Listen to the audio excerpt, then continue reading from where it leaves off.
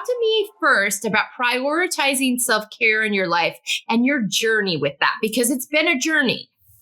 Oh, it certainly has. I was kind of forced to prioritize self-care because I had a really kind of intense burnout. So throughout my entire adult life, basically from college until I would say like 5 years ago, and I'm 42 now. Okay. I worked a lot. I would have two jobs. I would work full time and then I would teach community college at night, or I would be working full time and then I'd be starting a business at night, the business that I now run. And it was constantly working and constantly thinking about work and going to work and going back and forth. And, it got to the point where I started to have a lot of like physical symptoms that were telling me to slow down. I was chronic migraines, itching, heartburn, just all sorts of things started to pop up. And I started to work with a coach, and she was like, in one of our first sessions, we looked at my calendar and I was like, my calendar is so full. I was like, I don't have time for self-care. I was like, I have meeting. I was working for myself full time at this point and raising two kids. And she was like, why are you going to all of these meetings? And I was like, well, this one's a mastermind group where I'm learning about business. And this other one is a business class. I'm learning about business. And this other one, it was just like, it was all of these things. And I finally, she got me to realize and helped me realize that I was working so much to hide. Because if I didn't slow down, then I didn't have to feel my feelings. Yeah. So, and all of that was just pushing down any feelings that I would have. I just push them down, keep working, push them down, keep working. Yeah. And so self-care for me was slowing down. And that was like the number one thing. It was not working so much. It was allowing myself to rest, not guilting myself if I wasn't working, and not guilting not feeling shame for sitting on the couch or whatever it was. And so it was bigger than just like going to get a massage. It was like a complete pause on my life because I couldn't, I got to the point where I couldn't function anymore because it was just, I pushed too much down for too long. Yeah. And it stores up in our bodies. And it does. And we're going to talk about that in a minute. We're going to get way into it because you have a history with that and how there was a reason you started stuffing. There was a why behind that. And we'll get to that in a minute, but talk to me now. So you got to that point. You're like, okay, cannot go on like this. What are some practices that you use now that help you? Okay. So I think the number one thing I do now for self-care related is that I make art. And I didn't make art for a good 20 years because there was a whole host of stories why. I made art a lot as a kid, and then I started to study art history, and it was that's what my focus was on. But I realized a couple of years ago that I was really starved for creativity. I got in my burnout. I got to the place where I couldn't write anymore. I couldn't even look at art anymore without like filtering it through the lens of my business. And I was like, I need to find that creative side of myself. Cause you said that the first character trait that I listed was creative, but there would have been a time, in my burnout where I wouldn't have said creativity was a big part of my life. I was one of those things. I was like doing everybody else's plans instead of my own, and all those business coaches that I said I was in their programs. So making art, that to me is like meditation. It's like it's just for me. It is just it is slow, and it's not for a purpose other than just making. Every time it gets to the point, I'm like, I'm going to make something good. That's when it's not self-care anymore. It loses its positive impact. It becomes a checklist item. Yeah. And I also, another thing I do, I work just way less, and I have to be okay with that. Because I realized with the nervous system that I have, that need a lot of time and a lot of alone time and a lot of time to like empty space for like my creativity to flourish, for my to keep me from going into another burnout, because it was like a series of burnouts. So it was like one big massive burnout, or maybe two big massive burnouts, but there were like a series of burnouts that just kept getting longer and longer until finally it was just like, no, you're going to stop completely. I think those are probably the biggest things, is just giving myself more time and then more creative time. You had to set some boundaries with your work. You had to create some boundaries with your time. So what was that like for you after having none and then going to this place of like, oh, I got to rethink this? Yeah, it's actually really tricky for me because I love my work.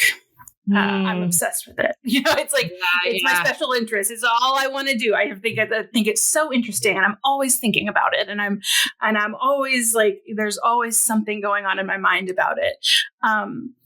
And then I've worked from home since 2014. Okay. So everyone else started working from home in 2020. I've been working from home for a long time. You were way ahead of the game. I was like, when everyone started working from home, I was like, oh, I'll tell you all about this. Because it was hard because when I first started working from home, my desk was in our living room. And so it was like, I couldn't ever separate from it. So one big boundary is space. Is like, I had to create a space where I would go, and then I don't do work anywhere else in the house. So like, I can close the door on it. Yeah. I have a really hard time though, because I am so excited. And one thing I've learned about myself is I cannot be stopped in the middle of something because I get so in the flow of it. So I've had to work in like accountability with my family because I can get so extremely hyper focused that like my husband has permission to come into my office and say, it is now 7:00 and we have none of us have eaten dinner. Like, what are we going to do for dinner? Not that it's like my job to make dinner. Like sometimes you'll just make dinner, but it's like, he has permission to be like, okay, you have to like come engage with your family now because you are, and you're locked in. Stuck. I just, I'm neurodiverse. I get completely stuck in the moment, and I have a really hard time with transitioning out of it. So boundaries there. I can't read. I don't allow myself to read any nonfiction before bed. I mean, that's a stupid boundary, but it's like, if I do, it just gives me all the ideas. And then and then you can't go to sleep and go right. So it's like, I can't read nonfiction, unless it's during the day. I try not to do any work on my phone.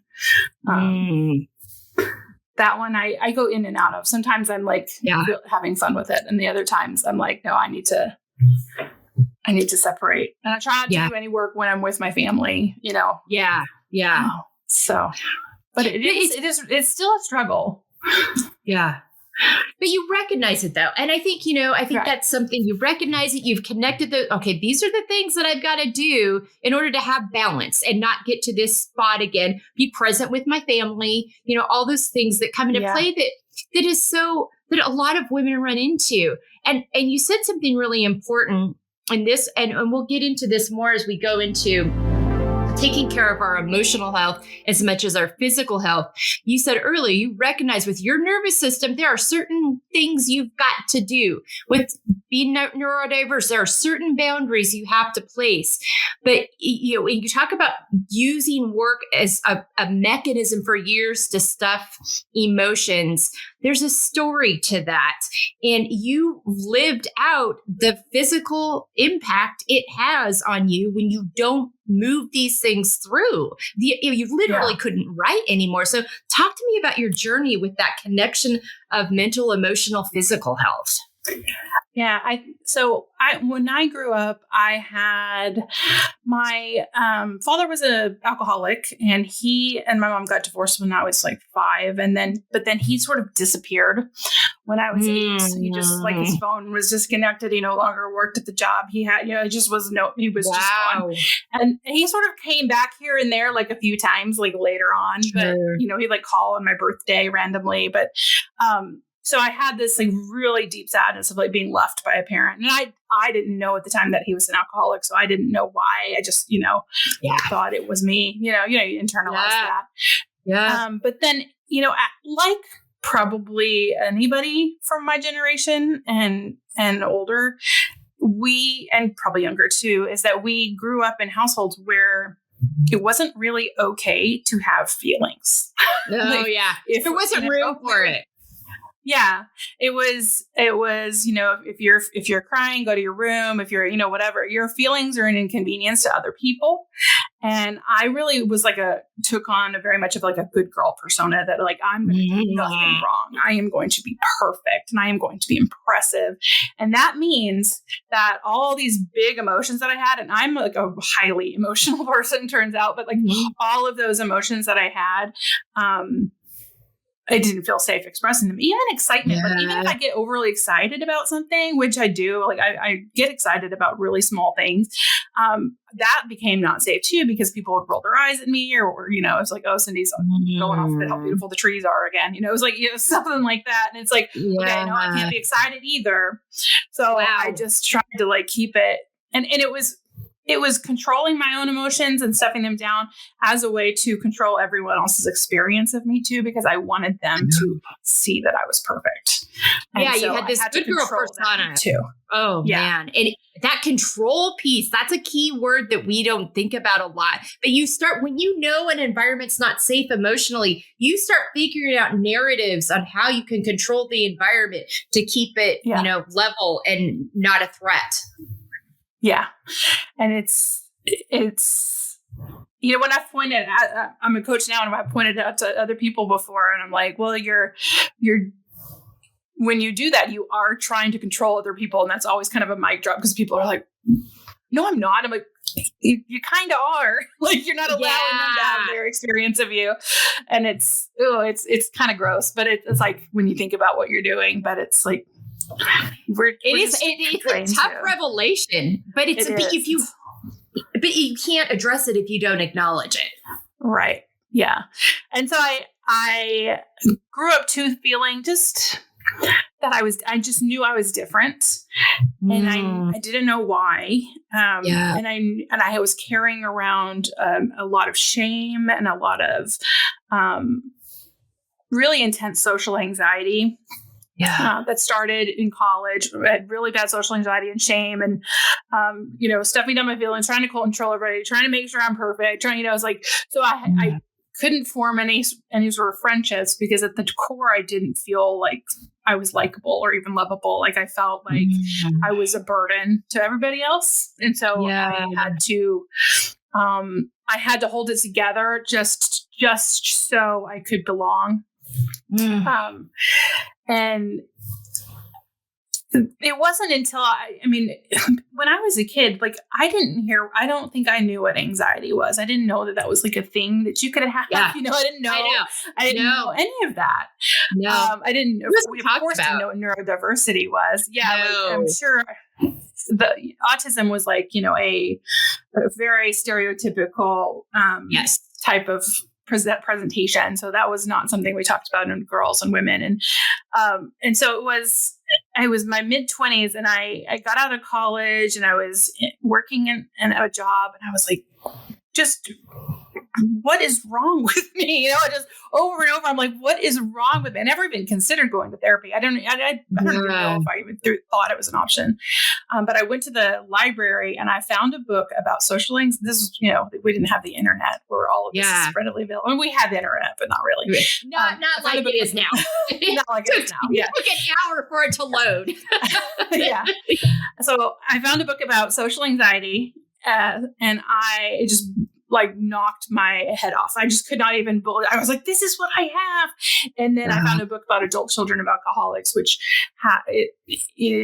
was so incredibly relatable, especially with that like good girl being perfect thing.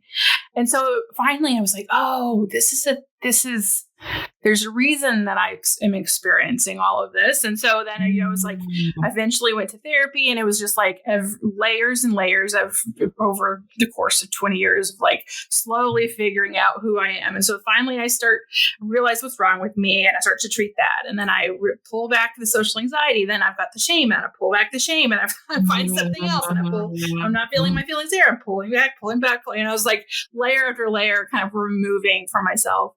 And then I finally got to my, like, I think it was like the very last thing I figured out was my neurodiversity. I figured out I had ADHD, and that blew my mind, and I was obsessed with that for a while. And then I wrote my whole book, Art is About Being Whole, about this whole thing. Yeah. And then 2 months after my book came out, I realized I was autistic. And so that I feel like I'm at the core. I feel like I'm like, there's nothing left to peel back. I was like, I think I found myself. So it's, but it was 20 years of work. Wow. And a lot of work, but also finding that confirmation, because sometimes when you get that information, it's like, this makes sense now. And everything makes sense now. Exactly. It's like it gives you something to work with. I think that next level that we've got to do now is remove the stigmas and the stereotypes, because it's not a one size fits all diagnosis. It has a spectrum that's literally, for a reason. Yeah. And so then learning those parts about you, but you talk about the layers piece, and we'll touch on that more, because it's so true of like pulling back and figuring out who you are. But in your book, you have a whole chapter where you use poetry to talk about feelings. Yes. Talk to me about that chapter. I think that's a really beautiful thing that you found a way to do this for you, that's healthy for you, that helps you, that's really beautiful connection to your creativity. I love that you mentioned that chapter, because that is one of my favorite chapters. So when I was a kid, I made art, but I also wrote poems. I wrote poem after poem. I have 2 like steno notebooks still from or what's that what they're called? Those, I don't know, whatever. But they, full of poems that I wrote when I was a kid. I'm sure that wasn't all of them. But then I haven't written one since college. And so I'm writing my book. And the first part of the book is about sort of my past and the stuff that I had already kind of worked through, like the trauma of the dad and the different things. But the second part is a little bit more nebulous, and it's a little bit more like internal work. Okay. And so I was working with my book coach, and we were having a meeting. I was trying to write this chapter. I was like, I want to write a chapter about learning how to feel my feelings. And I was like, but I don't have any stories to tell. I was like, my book, I do have, each chapter is an artwork that I interpret to tell the story, so that I had the art to look at. But I was like, there's no event that happened. It was just internal work over the course of several years. Really small victories of feelings like, and so she looked at me and she goes, what do you think about poetry? And I like instantly started crying. I was just like, it was one of those moments. And she was like, I think taken aback, because she was just like, did not expect that dramatic overreaction from me. But it was such a true thing that she said, like, of course it's poetry. Of course or it's art or it's poetry, because that's what art and poetry is. It's a way to express feelings without, without having to tell a story with it. I mean, the poetry does tell stories, but and so and she was like, my reaction was so dramatic that she was like, you don't have to do it. She was like, it was just an idea. And I was like, no, I have to do it. I was like, that was the most true question anyone has ever asked me in my life. And so it was terrifying because I hadn't written a poem in so long, and I read poetry. I love poetry, but I was like, I can't do that. Yeah. And, but what ended up happening is that particular chapter, like I didn't have a story to tell, so I didn't tell one. I wrote 4 different poems. They're all about that one work of art, which is the opening by Aaliyah Chapin. I need to figure out how to pronounce her name, but Chapin. Okay.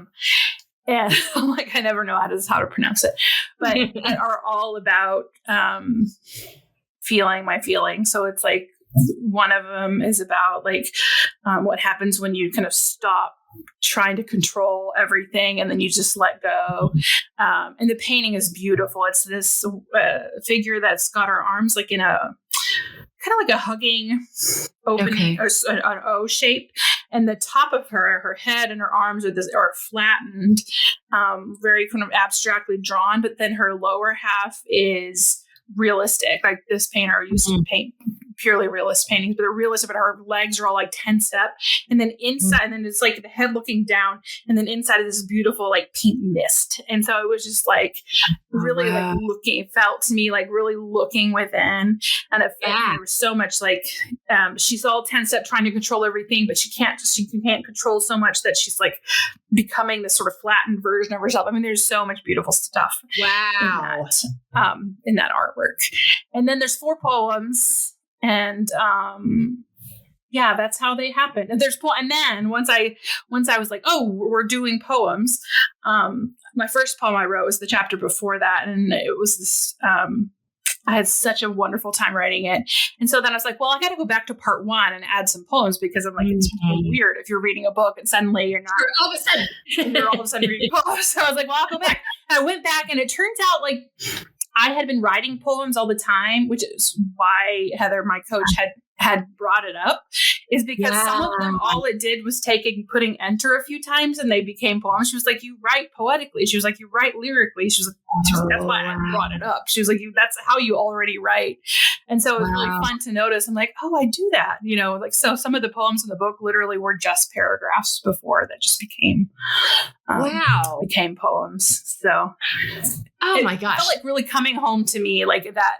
What I was exactly I was going to say. When she said that to you, she brought you back home to yourself, to that kid who was writing the poetry to express yourself. I mean, that was a lifeline for you, it sounds like, as a kid. She brought you back home. That was like a full circle moment. That's it really was. That's amazing. And I take it she didn't know you wrote poetry as a kid. I take it she didn't know that. I don't think so. I don't think I ever told it. I mean, what you explained to her, though, that had to be, oh, okay, now I see. I created this whole, scenario for you when you bring it all full circle. Oh, I love that so much. And I think that was one of the only ways I could feel my feelings as a child is, I remember just being at night crying, with my dad or whatever. And like, I would write about it because that was my only outlet that I had. So it was, it really was full circle. Wow. At what point did you stop writing it as a kid, and why? What happened? Just life, performing, trying to be? Yeah. I mean, the last ones I have were for my senior year of high school. Probably, honestly, I probably forgot because that's what I do. That's what I do with ADHD, out of sight, out of mind. The poetry books probably were in a box, and I'm just like, oh, I forgot I do that. I did journal a ton throughout college and then my early 20s, but then I stopped journaling. And then I started writing for work, and I wrote a lot for my business. And then it got to the point where I couldn't do that. And I would just delegate all my writing to someone on my team. I couldn't even, there was like, I would need like 2 sentences written about my business, about the work I do, and I couldn't write them. So I would delegate that to someone on my team. Like I could not even write a couple sentences. Wow. And then once I started writing the book, then I just decided to write a book because I was like, I know there's something seriously wrong with the fact that I can't write when I've been writing my whole life. Yeah. And so I started to write a book and I found myself through the process of writing the book too. Like I found my writer again. Yeah. Oh, wow. That's really incredible. Thank you so much for sharing that, and the impact that's had and the healing impact that's had and the avenue that is given you to express and process and move through things is so powerful. That's just so powerful. Yes. And your interpretation of that art piece earlier and what you saw in it, that was so cool. Like, I was like, oh my gosh, that's really beautiful the way that you were able to pull that out from that. And I think that so many people don't realize that the potential that art has to do that for people. We talk a lot. We talk a lot about the cultural narratives, and it's good for the culture and the museums and all those things. But one of the things that I think is interesting is one of the first things that when you're working with kids or whatever, you'll have them draw something, you'll have them color something, you'll have them create something because of how it taps into that emotional side of our minds and that mental side of our minds, and it just holds so much power. So thank you so much for sharing that, and for your beautiful book and the process that was. And that information, don't worry, audience, this is going to be all on our resources page on our website. You're going to find out how to access Cindy's book and more as we go along. But let's talk about supporting ourselves and other women in living unapologetically. You have done a lot of work the last 20 years, learning who you are, finding this out, figuring this out, what makes you tick, how you're wired, getting these diagnoses. You and I talked about before we got on that this is just not something that's talked about enough, especially amongst women. I mean, my daughters have friends that weren't diagnosed with ADHD until high school. They struggled all the way through school, knowing that, feeling stupid because they just weren't learning the same way. They weren't remembering the homework, all these little things that were graded on, and they just weren't getting met where they were.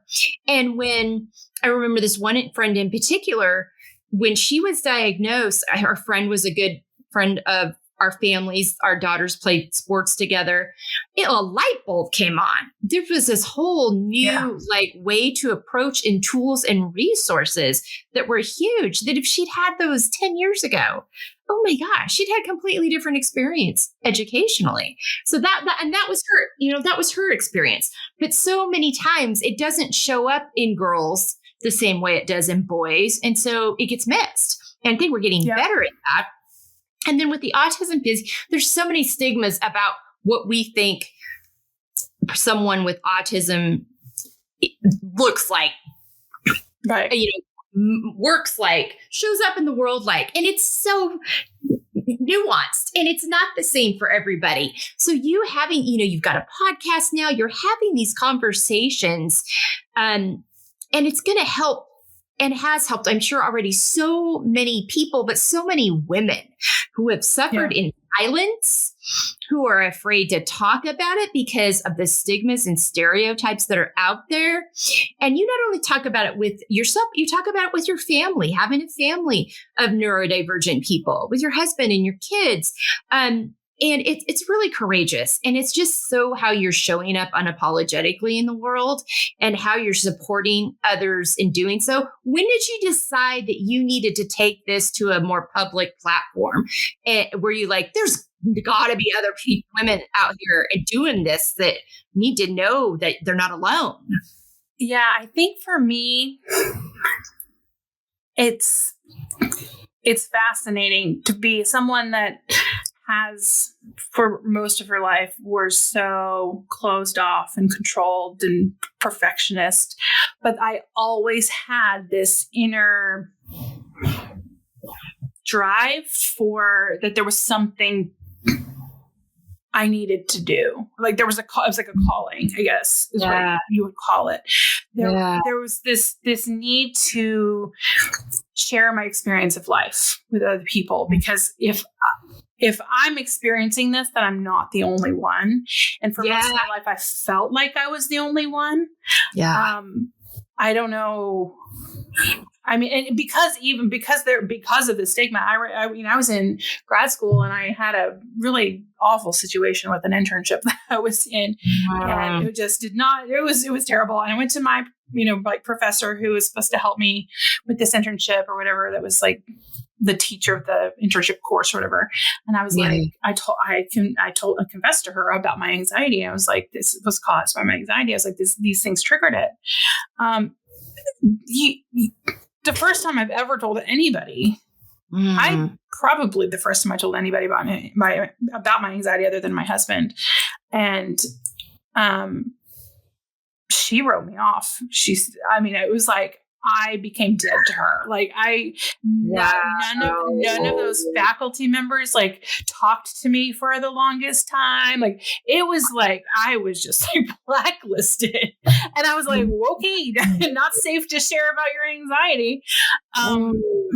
But you know, I felt so alone. And then once I started to be in business for myself, and I was helping our teachers with sharing works of art in the classroom, and I'm doing this, but I'm like, there's something deeper here. I was like, art has not been for me about learning about art. It's not been about it's been about something else. Like when I get in front of art, like I cry and I have deep experiences, and I change decisions, I make decisions, I see myself in, like there's this big giant stuff that happens with me when I look at art.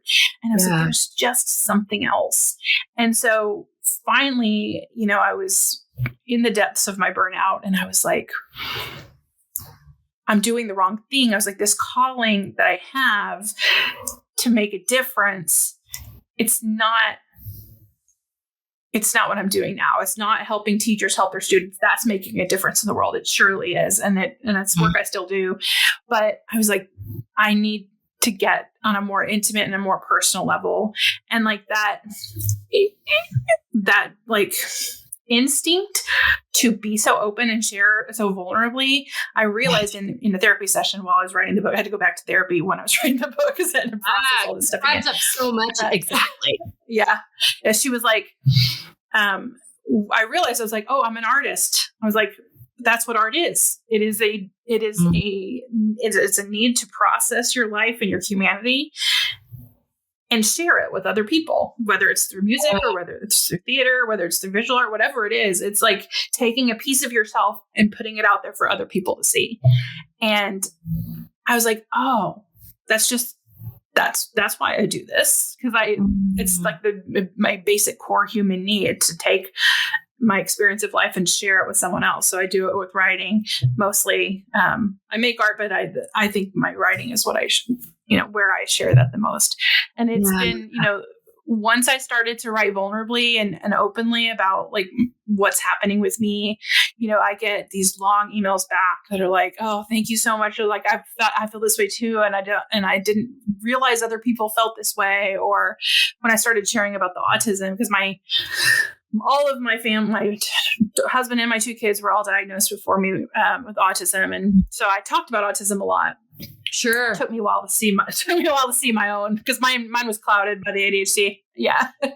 I'm the only one that has the ADHD. So that kind of changed things up a little bit. But sure. I started to talk about that, and I started to share more about it. And then once I started to share about my own diagnosis of autism, people were like, oh, I've been thinking I was autistic too. And they're like, I need to look more into this because what you're saying is really familiar to me, so it's like, and it's just really rewarding to take like so much of this time that I'm talking about, especially in my 20s, was just, it was all painful. Like, there was like good moments or whatever, but like I was very unhappy for a very long time. And it's so wonderful now to be able to take that and help other people with who are in those same situations. Like I feel like so lucky that I get to do that. Well, it took a lot of courage. That's a very authentic, vulnerable thing to do. So thank you for your courage in doing that. You're getting those emails and realizing the impact is so powerful too. And the way you're helping people, and you never know what that difference that makes. You never know what that connection creates for people when they have felt isolated and alone and no one understands them. I mean, that is really powerful. So, wow, so good. Yeah, I got an email last week or sometime recently about this piece I wrote on my Substack. And it was about this painting by Andrew Wyeth. It's called Christina's World. And she's in this field and like she's separated. And I wrote this whole thing about how I've always had this connection to this painting. And I finally realized like the connection I was missing was the autism, because Christina in real life couldn't walk and she crawled everywhere. And so like, it was really actually very hard for her to get from one place to the other. So I wrote this whole thing and I get this email from an art teacher, and she said, I shared that artwork with my class, and she said, I shared your story about, you know, how you connect to it via your autism. And she said one of her students raised her hand and was like, I have autism too. And like it opened up this like opportunity for the class to discuss and for that girl to be seen. The dialogue. Children, I know, because both my children are autistic. They're 12 and 14 right now, and they don't, like, especially the younger one, she doesn't tell a lot of people that she's autistic because there's still so much. There's still so much. Absolutely. Make fun of it or. Yeah, and their parents don't understand it either. Right. And so it felt like, oh, that girl felt safe enough in that situation because of that art, because of something I wrote, to like allow herself to be seen in that way, in that environment. It's just, exciting. Wow. And that's the most important thing those kids learned that day, in terms of having that dialogue and learning how to have that dialogue and being like, oh, okay, this, you know, and take, oh, that's really cool. Thank you for sharing that. That's beautiful. You've hit this really already. So this is kind of a rhetorical question, but the importance of setting and coming back to your why and your values and everything you do. You've done that, but you spend a lot of years not doing that. It's so evident the power that has set for you. What would you say to other people about the importance of doing that? Yeah, I think that it's so vital to know and understand what your values are. In my programs, I have a program called the Art Connection Circle, and we do an exercise on values and talk about it. And one of the examples that I like to see is when I first learned what my values are, you know, I wrote my list and I was excited about it, but then I was like, I'm going to see what my husband's values are. So I had him go through it, and all of a sudden, every like moment of communication of our whole marriage made complete sense, because my words at the time were words like adventure and experience and stuff like that, and his words were stability, consistency. Like, and I was like, oh, I was like, this is explaining a lot of things, you know. Wow. And it was like, the light goes on. You're like, okay, now I see this. Yeah, wow. And so it's like, it helps me realize too, like, especially like when there's something in my life that is feeling misaligned or agitating or not right or whatever it is, when I peel back the layers, it's always like, oh, it's that thing is rubbing up against my values in some way. Like, one of my values is honesty. Like, I think it's an autistic trait too. It's like, I have to be honest. I can't lie. I can't, you know, and if there's dishonesty happening, it's really hard for me to handle it. And so it's really helped me reframe, like, when things in my life are not, going, or like if there's something troubling happening, I can really kind of pinpoint why. And it's usually related to the values. Yeah, that when you're out of alignment, and you can go back to that as a resource. That's really good. Oh, thank you so much for sharing that. That was so helpful. You're doing this now, but I think I want to give you the opportunity to share with people, you know, living out of your own expectations versus other people's expectations. Yes.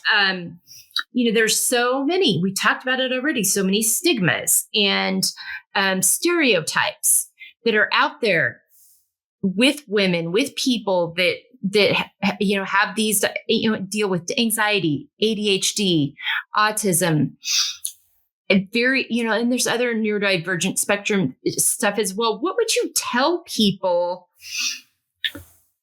you know, when it comes to expectations? You know, you live out of your own, but is there any thing you want to speak to people about, like, don't assume X or, that kind of thing? Yeah, I would say that has been such a journey and a lesson, because I wanted to be perfect and impressive at all times. I was trying to assume everyone else's expectations and then meet them, and not meet them, but exceed them. That I needed to be, because you were trying to be perfect. Yeah. Right. And then I have these children, and this husband and me, turns out that like we can't handle the world very well. Like we're all like it's too loud or it's too whatever, like we all get overwhelmed really quickly. And, my family does this big family vacation every couple of years where we all go to the beach, and they all started staying in this beach house together. And I was like, we can't do that. That is like, never going to work for us. Yeah. And it is so hard because I was such a people pleaser, especially with my family. And I was like, it's so hard for me to tell you no, but I have to tell you no right now and I know it's going to mean that we're going to feel left out when we're there. And I know it's going to mean y'all are going to think that we don't like you. And I know it's, it's going to mean like so many things, but I had to listen to like what our actual, I have to put ourselves and our needs higher than other people's needs.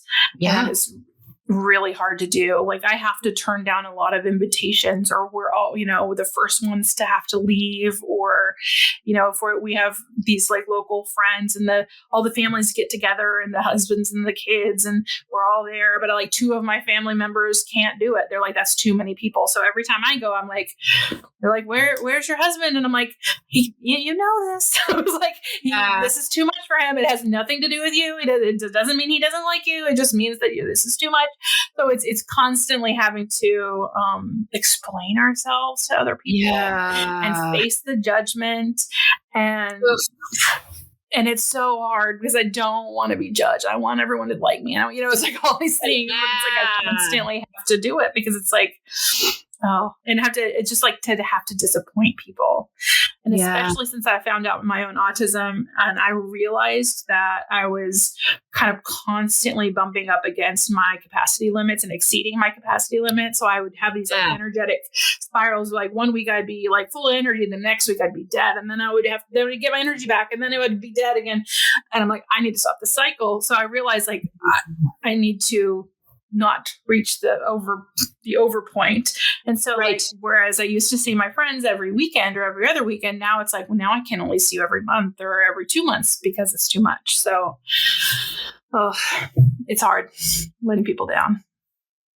Thank you for sharing that, because the capacity piece is such a big part of this. And capacity is a big part for people in general, but you have to deal with it at a different level. And that ability and that courage it takes for you to make those statements on behalf of yourself and your family. And so everybody that's listening out there that has loved ones, family members, coworkers, friends that are autistic, neurodiverse, in these areas, remember that and think about that and consider that when they're talking to you and when they're setting healthy boundaries that they need for themselves, when they're living out of their own expectations of their own capacity. Be honoring to that. It's not personal.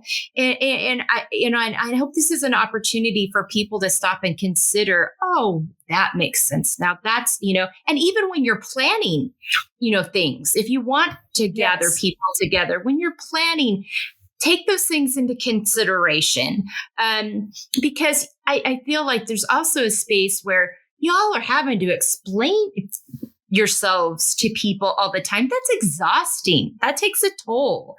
That is a lot to ask of you. And so I think this is a really great opportunity to say to people, if you have loved ones, friends, coworkers, people in your neighborhood, people in your parent group, whatever, be mindful of that when you're communicating with them of why they need these boundaries, why it's important to them. Be respectful of that. They so that they can not requiring this explanation all the time. But thanks so much for sharing that. I think that's really powerful. And it's something that we have to do a much better job as a society and a culture of understanding in all the spaces, our schools, our community spaces, our faith spaces, our workspaces. It's just really important. Yeah, there's such an overwhelming feeling too. There's capacity limits, but there's also this feeling that everyone thinks that I'm projecting, but that a lot of people think that we're lazy. Oh wow! Because it's like I can't keep my dad used to come when they would come visit. He would work on our cleaning up and organizing our garage, and he would come and he would work on the garage, and then they would leave again. And then my stepdad, I said dad earlier as the alcoholic. This is a different just to make sure. And I kind of slowly stopped doing that because every time he would come back, it would just be bad again. And I try to explain to him, I was like, with ADHD, it's out of sight, out of mind. Like, if I don't see it, it doesn't exist. And so that garage, when I'm in the house, it doesn't exist. And I go into it to get in the car and I'm like, oh, this garage is a mess. I should clean it one day. But then once I'm in the house, I've completely forgotten again. And so it's like he's saying that as lazy, and I'm saying that as I've completely forgotten that even exists. And also, executive functioning skills are hard, and there's just so many other things, and I have to prioritize. And keeping an organized garage is the absolute lowest thing on the list. It's not good. And then one time he was like, "There's no excuse," and I'm like, "Well, I think autism and ADHD is a pretty good excuse." I'd say it is. So it's learning to accommodate for myself and not hold myself to expectations of having this perfectly clean house I grew up in. It's gonna be a mess sometimes. And a good lesson. Again, a good lesson for family members of, rather than going in and doing that thing, ask where you can. How can I support you? What do you need from me? And what's going to feel the most authentic to you, seeing you, knowing you, hearing you in this space, rather than taking on the thing that you think is the best way to show up too. Because again, and we have to get out of this narrative that we all operate the same way. That's just not true. And getting away from these assumptions and stigmas, and understanding in these scenarios, brains are wired differently. Things are processed differently. Emotions are processed differently. The way we communicate, all those kinds of things, instead of just going to that worst case scenario based on how you function in the world. Think about it from a more nuanced perspective as well, is a great lesson, I think, in all of this. Oh yeah. I think, my parents' generation, it was even when I was a kid, it's we did what we were told.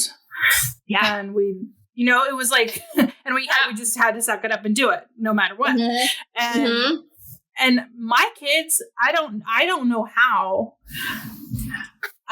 they would have fared. They couldn't possibly fare in that sort of upbringing, because they are not in any way able to push through their anxiety and stuff like that. And I guess that's probably a good thing in the long scheme of things. But I'm they can't do that. And so it's fascinating to think about all the kids that are like my kids that just had to. I guess that was me. I mean, it really was. I mean, you think about it, and you suffered for much, 20s and into your 30s before you realized what it was you were doing. I think that's what happens. It manifests itself in other problematic ways because there's just not a safe space to move through it.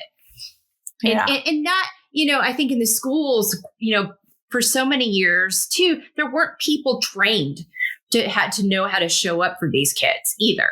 So they were put into these classrooms in these scenarios that weren't built or geared for them and their strengths and challenges too. And so that's just, and so you end up getting problematic responses and reactions because you're asking them to show up in a way that they aren't that they don't have the capacity for. But then there's other ways they've got huge capacity that's not being accommodated either. So it's still a big, work in progress there.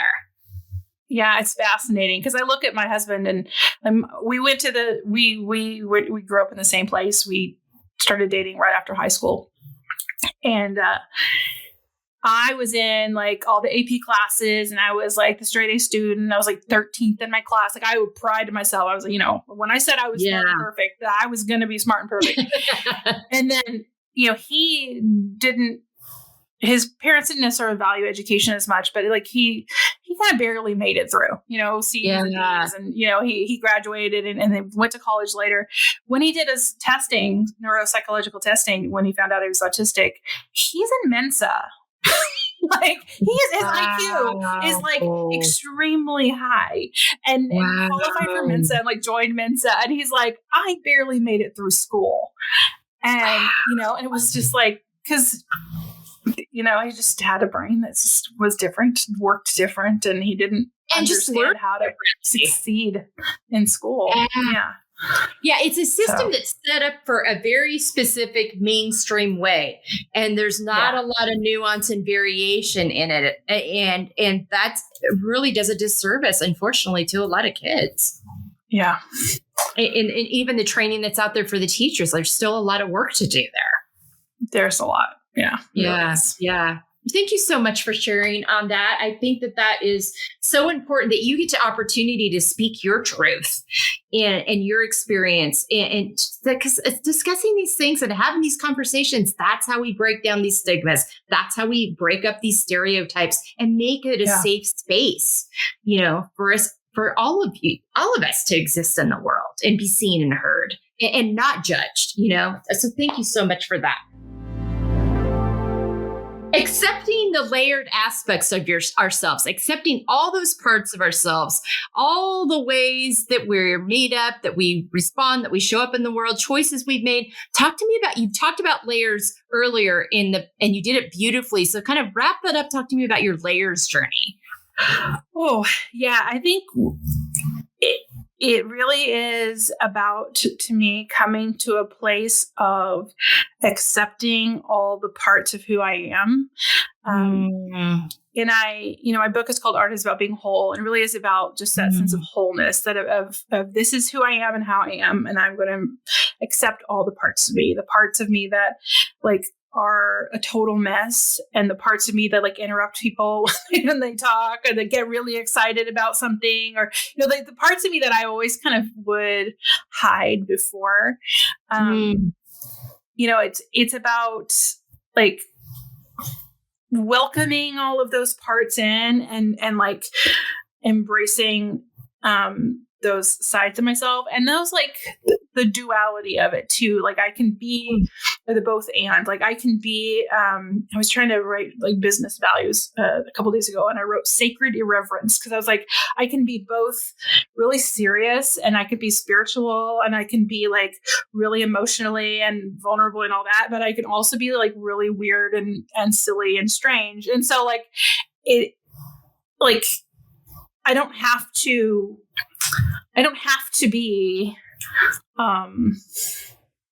one thing. I can take multitudes. I can be all the things. Yes. I love that. Yeah, and that you are. I love sacred irreverence. I think that's beautiful. And what a beautiful, you mentioned earlier, it's a both and. There's not a duality. There's so much nuance. There's so many layers and parts to who we are. And being able to take all those in, see them for what they are. And I think almost,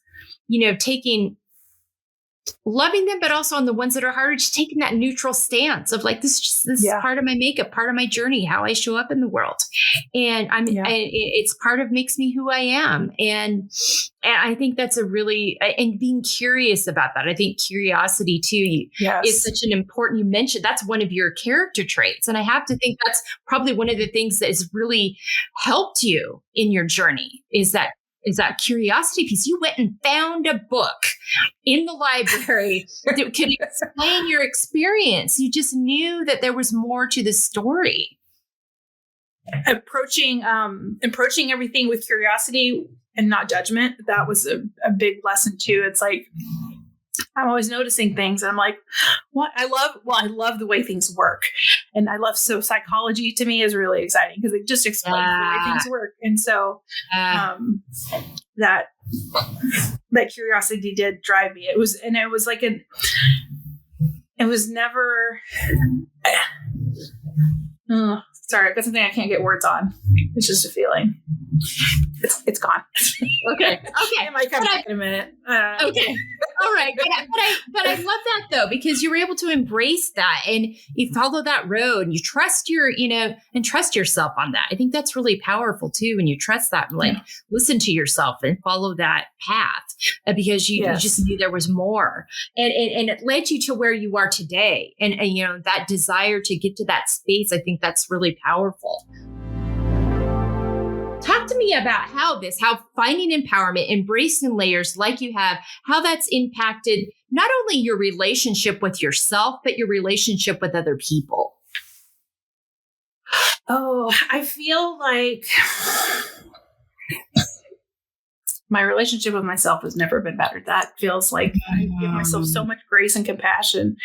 It's not perfect. There's still times when I'm like judging myself for something, but I recognize it and I can recognize that it's not my voice usually.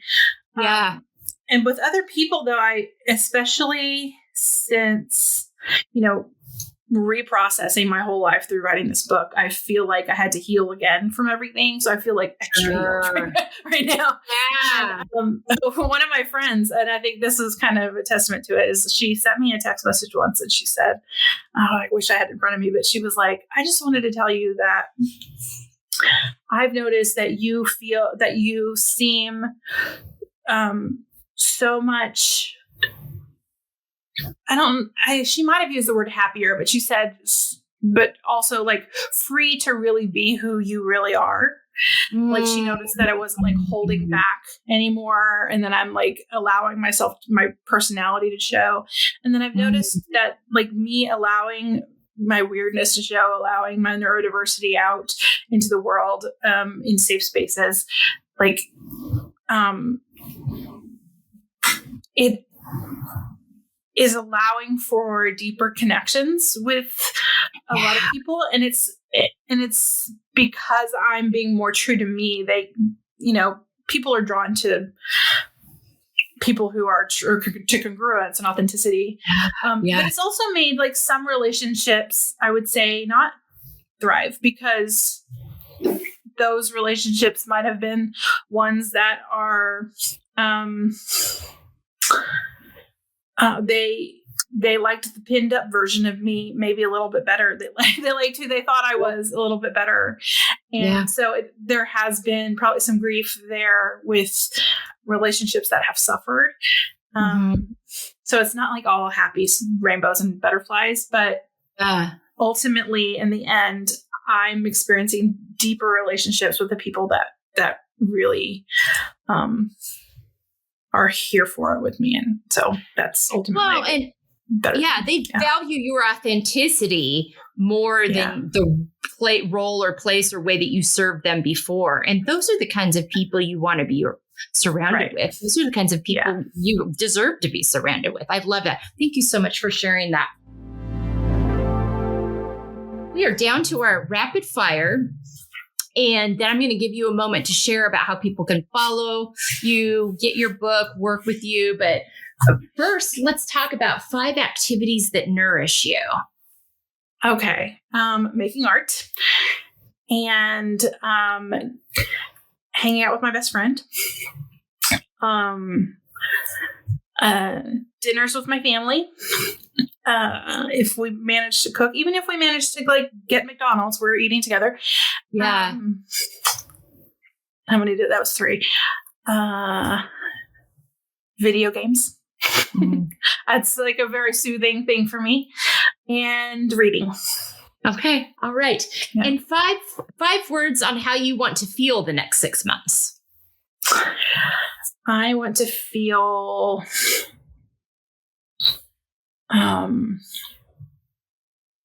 is creative a feeling? Yes, I think so. Creative feeling. Yeah. Creative. Yeah. Expansive.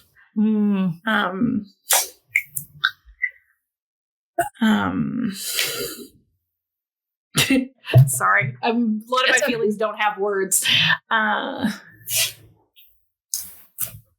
Like, belonging. It's like a deeper sense of belonging. I feel like there's a better word, but belonging, I think is a good enough word. Yeah. Curious. And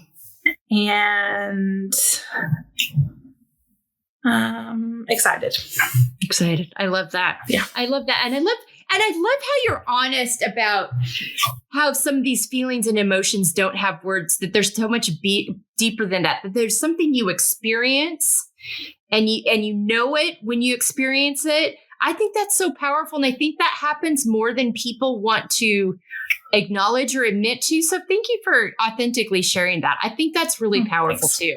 Your story, I told you before we got on, I think what you're doing is really brave. It can be hard to find safe spaces to land out in the world. And especially when you're dealing with things that people have chosen to have an opinion about that's very uninformed much of the time. And have decided to operate off of that as truth rather than being curious themselves. And you're willing to share, and you're making a difference for women and for people that are having these experiences as well, but and letting them know they're not alone. And that is one of the most important things we can do as women, as humanity. And being willing to come on and have these conversations to educate and inform and empower people with this information. Tell people how they can follow you, get a hold of your book, work with you still have your business. You're still helping teachers with art. So give us that information. And all of this will be on our website as well at embracinglayers.com on the resources page. Awesome. Yes. My book is called Art is About Being Whole, a memoir. And you can get it on Amazon, Barnes & Noble, etc. You can also get it on my signed one on my website on cindyingram.com. And then on social media, I'm really active on Facebook, especially, but I also post on Instagram. And then I also have a Substack, which you can get the links to all of my socials and my Substack on cindyingram.com. Great. Do you do your poetry on Substack? I have. Yes. Okay. I'm like, do I? And then I was like, yes, there was one a couple weeks ago. Okay. Yes, there are some poetry. It's because it was one that I wrote in a group program. So I do group programs. So if you follow along on my website, you can learn about those too. If you want to look at art together and talk about it, it's a great fun experience. And is that how we learn about from your coaching standpoint? If people want to work with you coaching wise, is that where that information is as well? Yes. Okay. Yes. And then if you happen to be an art teacher, you can go to artclasscurator.com. But awesome. Okay. Okay. And and what about your podcast? Is that something you're still doing? Yes, I actually it comes in seasons based on my energy. Yeah. And so I just recorded it again. So as of the day of this recording, I am weekly podcasting. Where we basically look at art and talk about it together. Oh, I love that. Okay. So you can and what is the name of that podcast again? It's called Art and Self with Cindy Ingram. Okay, perfect. All right. Art and Self and that will be on our website as well. Cindy, thank you so much for joining me today and for this conversation, your willingness to share your story and your journey. And Doggy, don't worry, we're letting her off soon. But I really appreciate you. And I hope that this was a very informative episode for you, audience. Think about how we treat people. Think about their stories, their backgrounds. Don't assume things. Be curious. Ask more. Be compassionate and empathetic. And just, again, thank you, Cindy, so much. Thank you so much for having me. It was a great conversation. You bet. All right. Take care, audience, and have a great week.